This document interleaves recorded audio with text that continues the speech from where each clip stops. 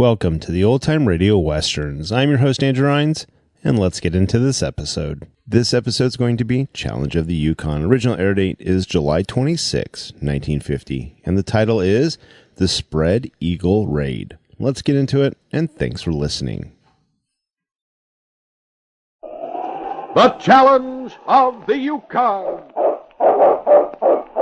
It's Yukon King, swiftest and strongest lead dog of the Northwest, blazing the trail for Sergeant Preston of the Northwest Mounted Police in his relentless pursuit of lawbreakers. On King! On, you huskies! Gold discovered in the Yukon. A stampede to the Klondike in the wild race for riches. Back to the days of the gold rush, with Sergeant Preston and his wonder dog, Yukon King, as they meet the Challenge of the Yukon.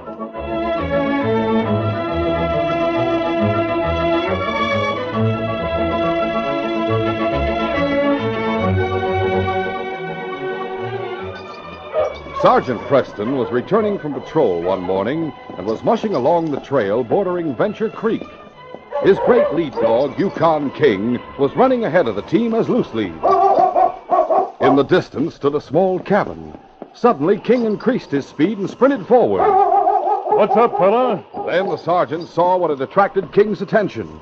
It was a body lying in the snow in front of the cabin. Ho, you huskies! Ho, ho, ho! It's a girl, King. The sergeant raised her head and pushed back the hood of her parka. The girl was young, not more than 19 or 20 at the most. Her face was deathly pale, and her cheeks were hollow. She's still alive, King. I'd better carry her into the cabin.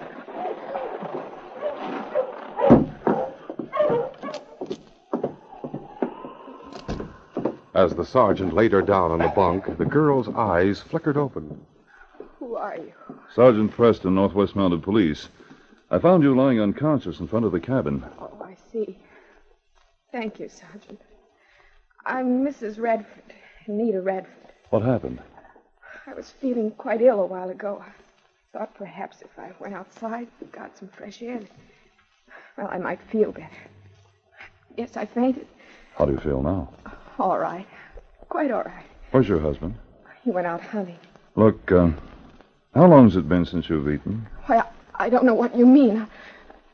Tell me the truth. You're right. What's the point in lying?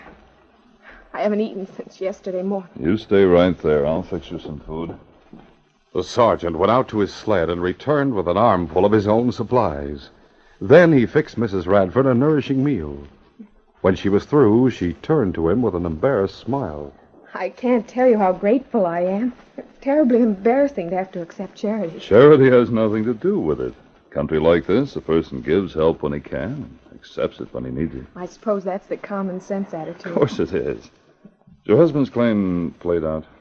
Well, I'm afraid so. He never did get much gold out of it. Only a few $100s worth. We spent the last of that 2 weeks ago. I don't mean to be inquisitive, but what are your plans? Well, to tell you the truth, we don't have any. We're at our wits' end. Chris has tried to get a job in Dawson or at one of the mines, but so far he hasn't had any luck. Oh. When I get back to town, I'll ask around, see if I can turn up anything for him. Oh, we'll certainly be grateful if you can. Oh, that must be Chris now. Anita, what's wrong? Nothing, Chris. I'm all right. I just fainted out in front of the cabin, that's all. Oh. Sergeant Preston brought me inside. I'm mighty thankful you happened along, Sergeant. I'm Chris Radford. Glad to know you, Chris. Did you have any luck hunting? No, none at all. I brought in some supplies. You'd better have something to eat. Thanks, but there's no need for charity. I told him the truth, Chris. Oh. Well, don't look so pained. Everybody shares his supplies up here. It's an unwritten law. You've probably fed more than one traveler yourself. Of course we have. I doubt if there's a sourdough in the Yukon who hasn't been down on his luck at some time or another. It's nothing to be ashamed of. I suppose you're right. Chris, your face seems very familiar. Hadn't we met before? Not that I know of, Sergeant. You may have caught a glimpse of me in Dawson sometime. Sergeant Preston says he's going to inquire around and see if he can locate a job for you, Chris. Oh, that'll be the biggest favor you can do me, Sergeant. I'll do my best. Where do you folks come from? The States. Philadelphia, to be exact. Do you have parents or any other relatives who might help you? None that I know of. Nita's an orphan, and My mother died last year, just before we came to the Yukon. What about your father? Dad left Mother when I was a kid. And you don't know where to locate him? No, we never saw him again after he left. And if I did know where to locate him, I still wouldn't ask for help. Not even if he were a millionaire. I see. Well, we'll see if we can find you a job. In the meantime, those supplies on the table there will last you for a week or so. You've been mighty kind, Sergeant. You certainly have. Still wish I knew why your face seems so familiar, kid. Well, maybe it'll come to you by the time you get back to town. Maybe so. Come along, gang. Goodbye, Sergeant. Goodbye. Bye. I'll drop back again in a few days. Let's go, boy. When Sergeant Preston arrived back at headquarters, he was told to report to Inspector Conrad.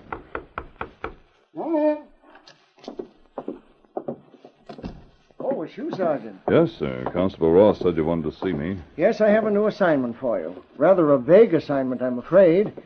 The American authorities on Alaska just sent us a warning about a dangerous gang led by a man called Hawk Webster. They're in the territory? Yes, apparently they slipped over the border about a week ago. Do you have pictures of the gang, sir? No, Sergeant, that's the trouble.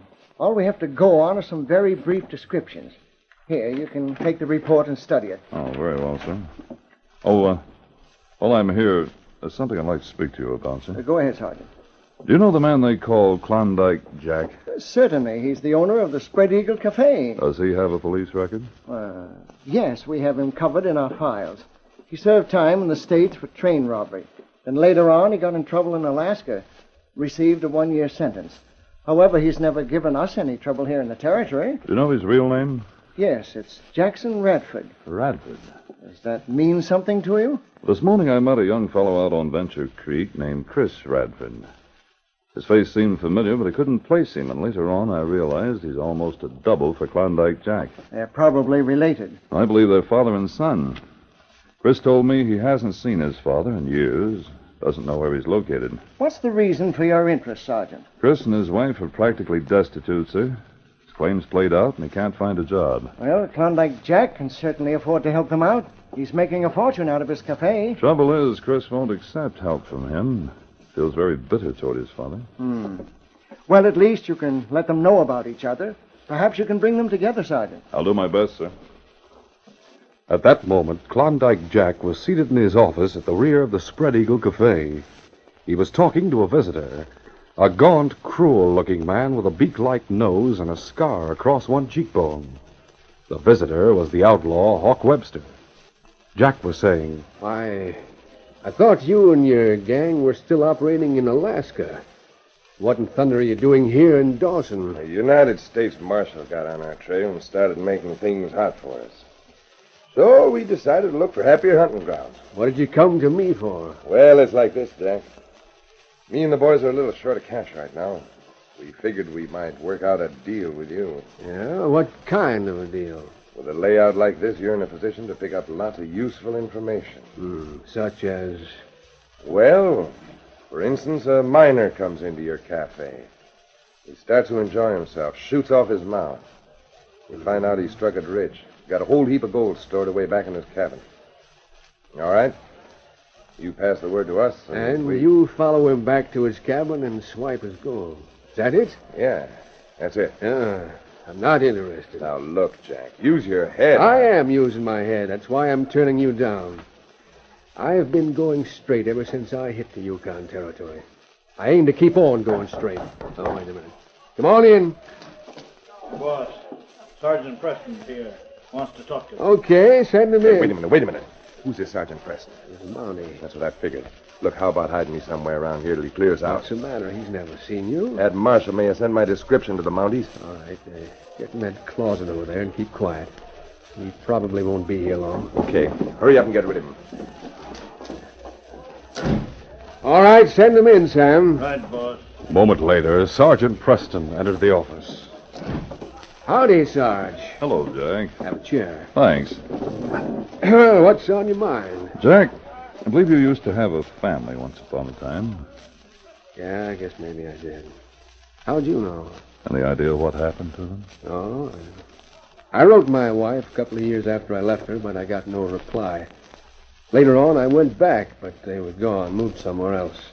Couldn't trace them. I see. What are you driving at, Preston? Do you know anything about him? Suppose I do. Well, then, for the love of Mike, man, hurry up and tell me. What about my wife? Is she all right? She died last year. Died? She died? I'm sorry, Jack. Well, what about my boy? Said he didn't know where to locate you, and if he did, he still wouldn't accept help from you, even if you were a millionaire. Oh, it's like that, eh? I'm afraid so, Jack. If there's anything I can do to patch things up between you, I'll certainly do it. Well, thanks, Sarge. I appreciate that. I appreciate it a lot. But let me try to talk to him first. All right, Jack, we'll do that.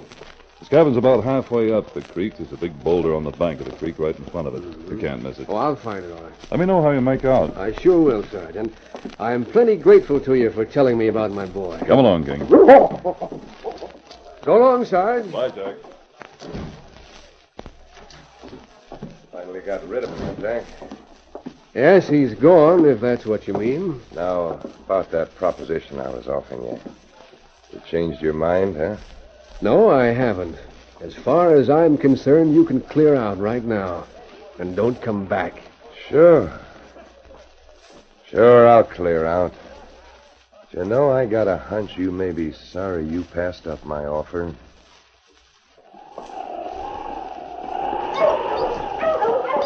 Klondike Jack started out for Venture Creek. It was late afternoon when he arrived at Chris's cabin. Oh, now, easy.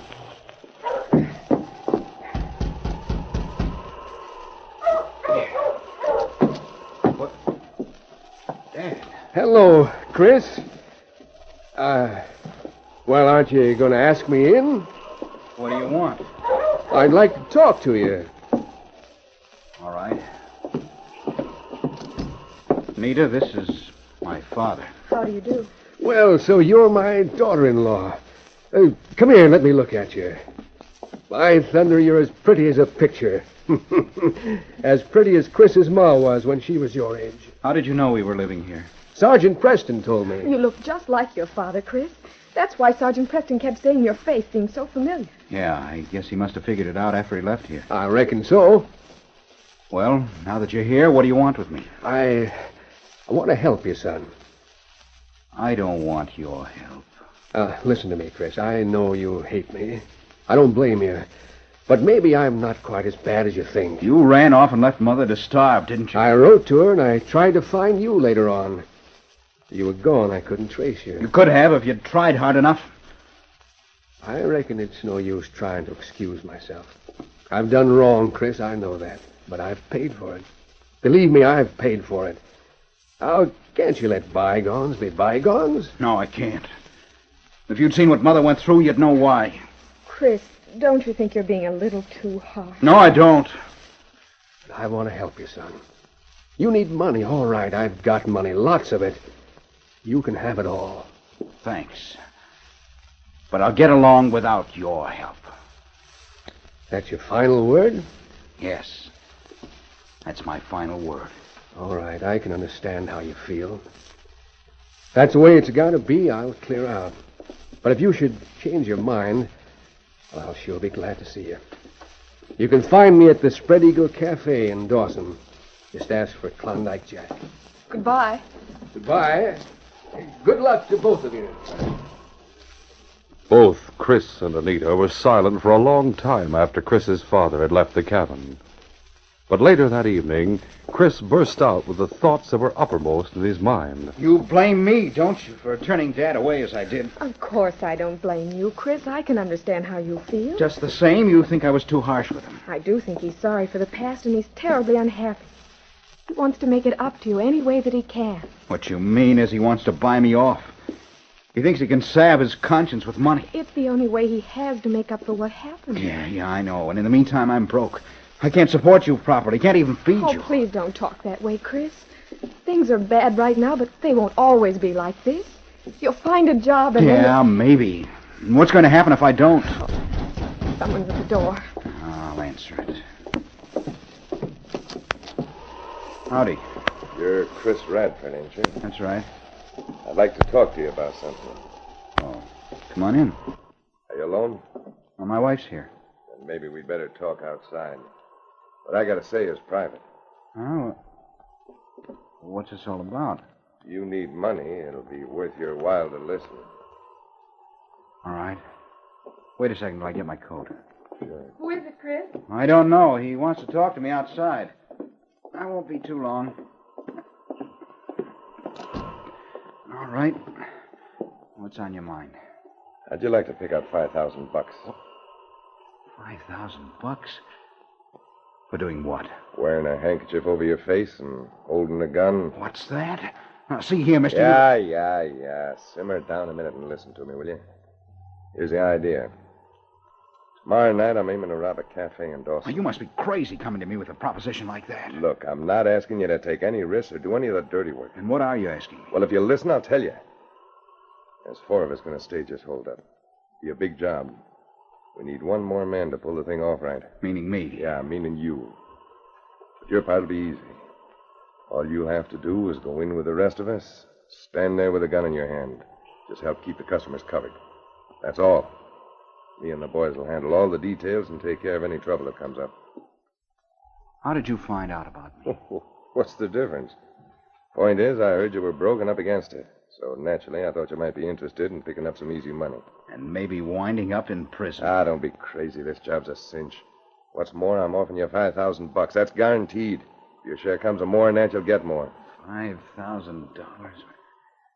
You make it sound mighty easy. Sure, because it is easy. I'm telling you, Radford, come in with us on this job and you won't regret it. No, I can't do it.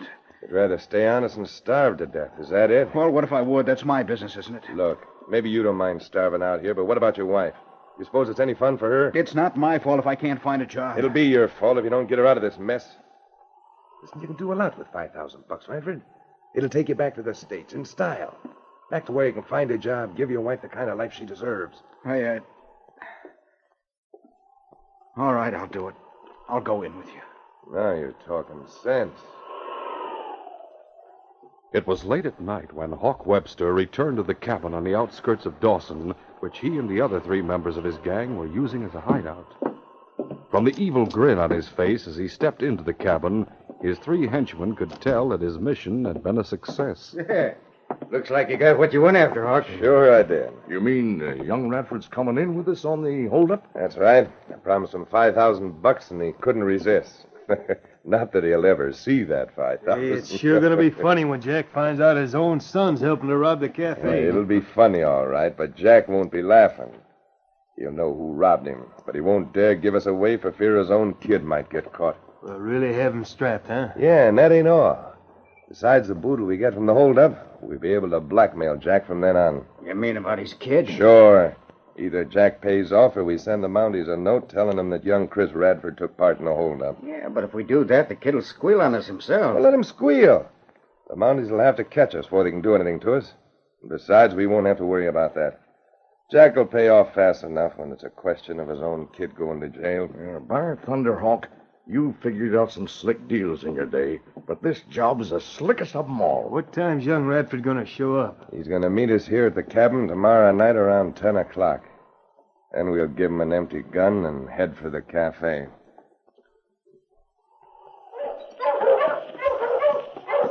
The following evening, Sergeant Preston came to Chris Radford's cabin on Venture Creek. Halting! Hi, Huskies! Ha! Come along, then.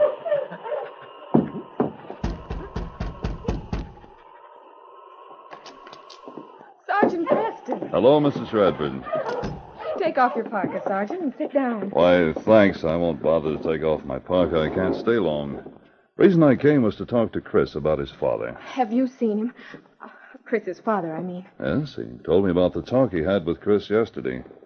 Asked me to intercede with Chris, see if I couldn't help bring them together. Oh, I wish you could, Sergeant. Where is Chris?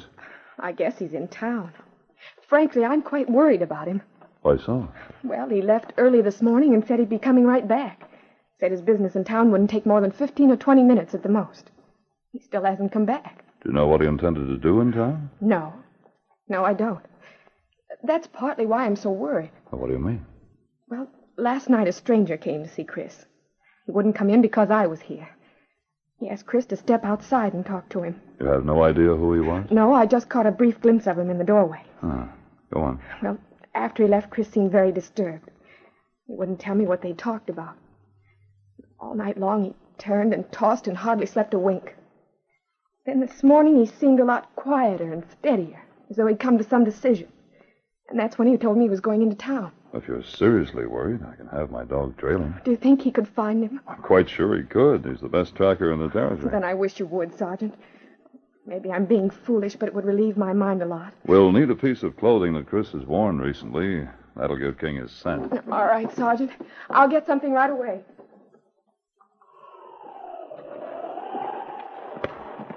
Several hours later, 4 men gathered in the darkness behind the Spread Eagle Cafe. The leader of the group was Hawk Webster.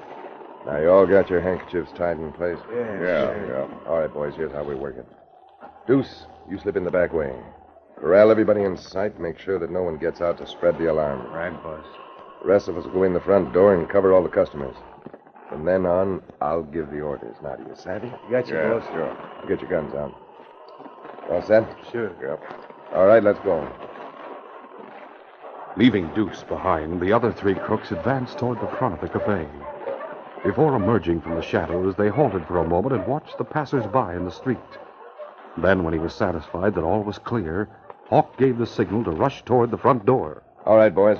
Now.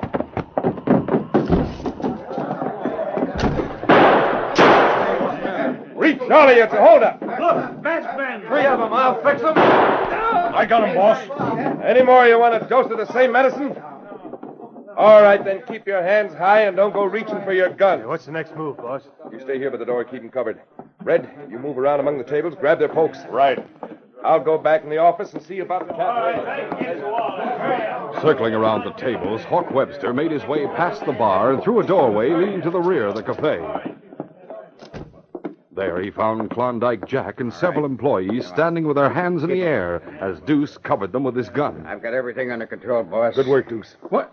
Why, you dirty polecat, I know who Shut you up are. or I'll drill you. Now start walking towards your office. Why, Deuce, you stay here and watch this bunch. All right. All right, get moving, Redford. you... Now open the door and go in. My Thunder Hawk, you won't get away with this. Oh, so you recognize me, huh? Certainly I recognized you. You can't disguise that voice of yours with a handkerchief over your face. I'll have the Mounties on your trail 10 minutes after you leave here. Oh, no, you won't, Jack. When the Mounties come around to investigate this holdup, you're going to tell them you haven't got the slightest idea who we were. Are you crazy? No, far from it.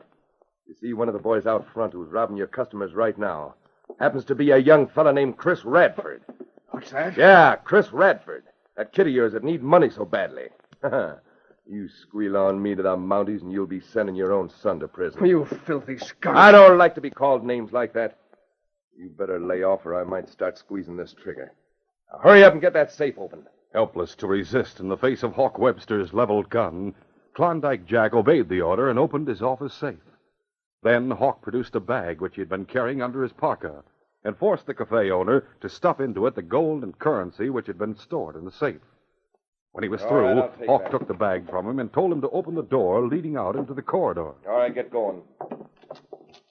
Now get your hands up again and stand right where you are. Still keeping the cafe owner covered with his gun, Hawk backed out into the corridor. Hey, Deuce. Yeah, boss. Herd the rest of those Jaspers into the office here, along with Klondike Jack. We'll lock them in. Okay. Get moving, you guys. Come on. Get Come on inside, all of you. That'll hold them for a while. We make our getaway. Now what? Come on. Go back out front again and see how Red and Snag are making out with the customers. We sure pulled this job off slick, eh, Hawk? Hey, what's going on out there? We'll soon find out. There they are, it's the Mounties. They've got Red and Snag. Come on, we gotta get out of here. Slamming the door that led to the front of the cafe, Hawk and Deuce turned and ran toward the back door. But Sergeant Preston came charging after them. Up in the name of the crown. Deuce had just reached the back door as the Mountie closed in on them. Both crooks had holstered their guns, but Hawk turned and tried to draw. I'll stop you, Preston. No, you don't. The sergeant leapt at Hawk and brought him down with a flying tackle.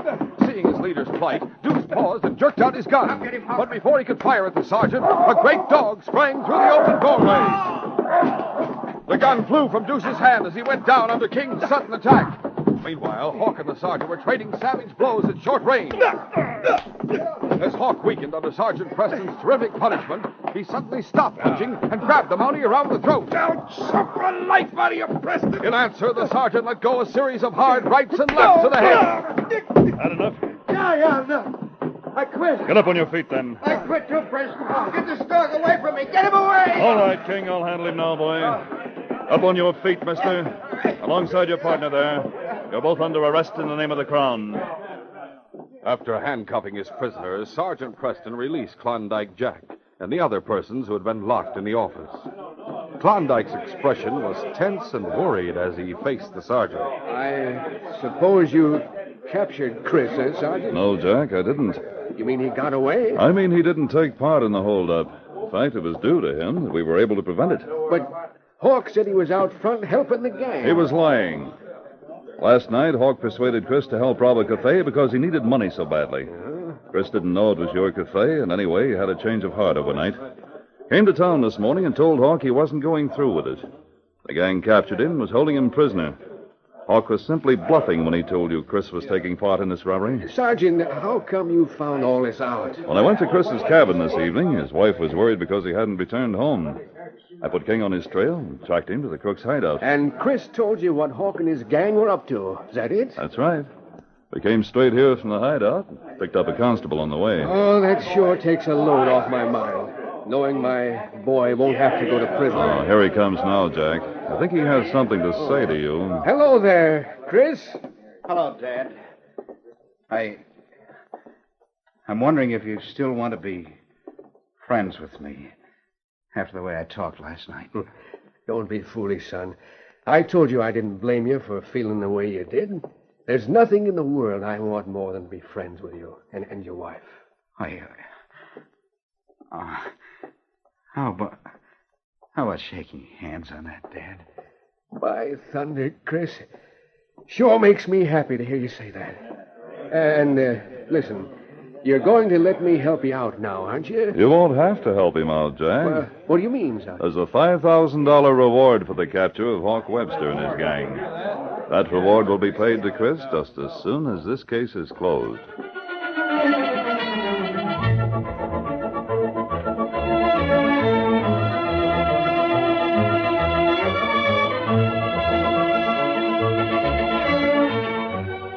We now take you to Northwest Mounted Police Headquarters in Dawson. You sent for me, Inspector? Yes, Sergeant Preston, I did. I suggest that on your patrol duty to Selkirk, you stop and investigate the deserted settlement of Beaverton. There are reports that strange happenings are taking place there, in spite of the fact that it's a ghost town. Very well, Inspector. King and I'll start that way this afternoon. Come on, King. Yes, Sergeant Preston will investigate Beaverton. But it may be that he and King will find that they've come up against a great deal more than they bargained for. They might even find themselves in a death trap. Be sure to listen to this next exciting adventure, The Beaverton Legacy.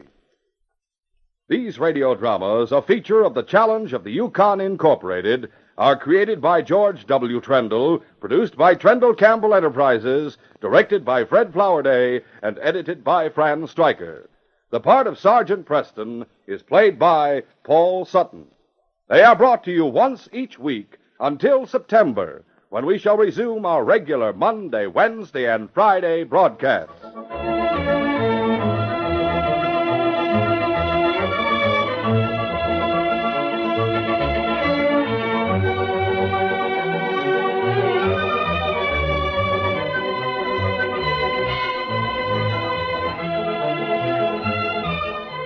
This is J. Michael wishing you goodbye and good luck until our next broadcast.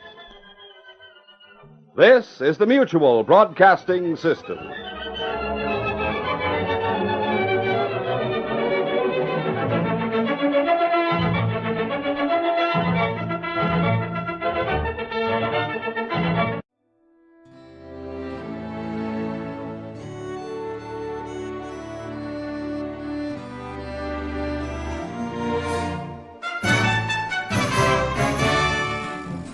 This has been a presentation of OTRWesterns.com, and we hope you enjoyed.